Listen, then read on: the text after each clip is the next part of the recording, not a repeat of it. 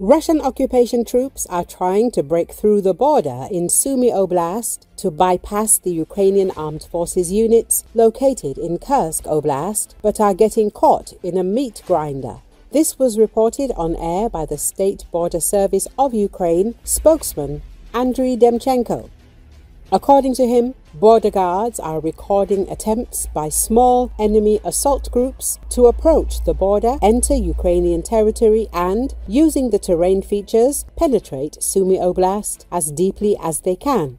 The occupiers want to gain a foothold on Ukrainian territory in order to wait for similar groups to reinforce and increase their combat capabilities.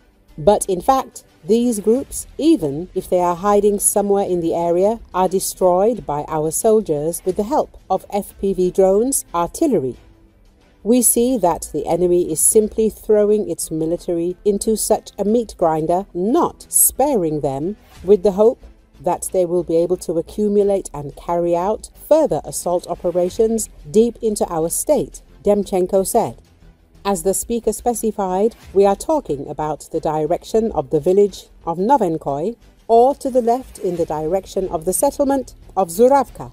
But all components of the defense forces, all units that are in this direction, are using all available weapons, artillery, mortar crews, unmanned aerial vehicles, in order to destroy these groups, even on the approach to our border. In fact, both on the territory of Ukraine and outside the state borderline, over the past 24 hours, it has been confirmed that about 15 Russian servicemen have been killed and more than 10 were wounded and were forced to retreat from our territory, the border guard said. According to him, the task of the defense forces is to continue to increase firepower in order to prevent the enemy in accumulating in this area, so that the zone of active combat operations on our territory does not expand, because this threatens the units of the armed forces of Ukraine that are in the Kursk region. According to Demchenko, Russian assault troops are not currently using any military equipment to enter Sumy Oblast because the terrain, especially in the direction of the village of Novenkoy, does not allow them to do so. Therefore, the enemy is actually moving on foot, in small assault groups of 2 people, sometimes 5.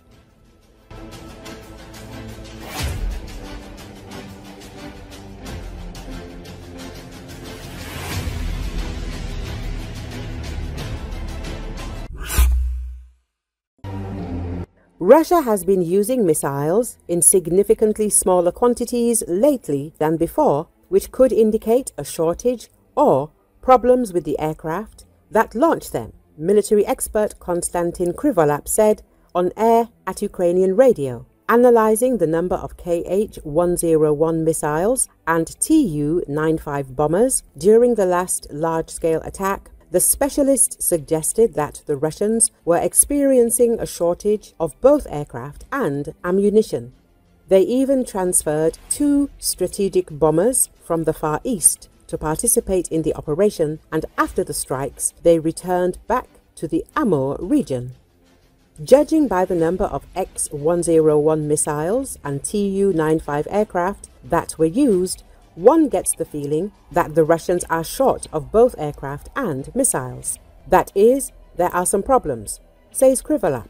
Regarding the use of ballistic missiles, they are launched one at a time, and the Kinzhal missiles have not been used at all recently, with only 1 Iskander strike on Kryvyi Rog.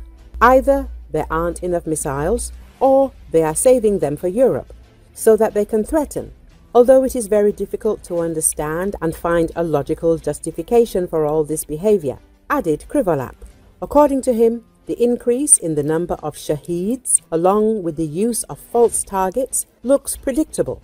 They are released in approximately equal numbers. Over the past 2 weeks, the Russians have increased the intensity of attacks with kamikaze drones and attempted to carry out a missile strike focusing on gas production and gas supply facilities. First, they hit Gadiak, then moved to western Ukraine, attacking the Ternopil and Ivano-Frankivsk regions, where underground gas storage facilities are located. That is, As soon as our contract for gas supplies via this gas pipeline ended, they immediately began shelling in order to allegedly leave the Ukrainians without gas, the expert said. He notes that gas storage facilities are not military targets, but attacks on civilian infrastructure and the population. Let us recall that expert Konstantin Krivolap assures that despite the limitation of intelligence information from the United States, the Ukrainian Armed Forces have not lost the ability to identify enemy targets, but there are certain problems with efficiency. According to him, Ukraine now has certain information which is confirmed by the latest missile attack by Russia when Tu-95 bombers were preparing to take off from the airbase in Olenye. In particular, the Ukrainian Armed Forces knew about the preparations for this attack. He added that the company Maxar Technologies, which was financed by the US government, provides high-resolution satellite images to Ukraine free of charge.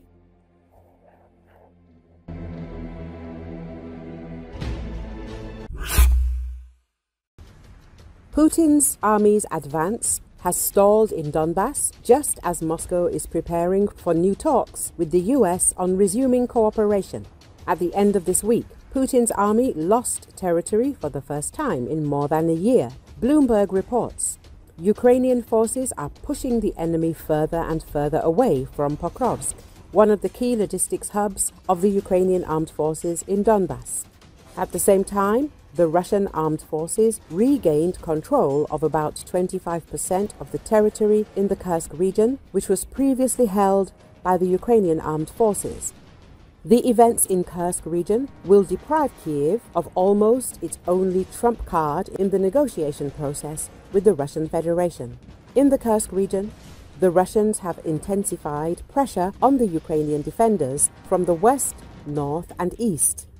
It is likely that the defense forces in the Kursk region maintain control over approximately 300 square kilometers of territory. However, the Russian armed forces are conducting fewer offensive operations in their locations on the front line compared to the end of 2024 and the beginning of 2025. In the area of Pokrovsk, Ukrainian forces have already conducted a number of counterattacks. Near the settlements of Pishchane, Udachne and Shevchenko, as well as in the zone of the logistic highway T0506. According to British intelligence estimates, opportunities for Ukrainian counter-offensive actions have increased as the occupiers have reduced the number of their own ground offensives. Additionally, the logistic supply lines of the enemy in the Pokrovsk direction have been disrupted by Ukrainian strikes using FPV drones. To force Ukraine to sit down at the negotiating table, the US decided to suspend intelligence sharing and military aid. Analysts say Putin's army has slowed its advance in eastern Ukraine since November 2024. However, the Kremlin continues to attack Ukrainian cities with missiles and suicide drones, continues air attacks on the Russian Federation and Kiev. On the night of March the 11th alone, a record number of drones were launched attacking targets in the Moscow region, Ryazan and Kursk region.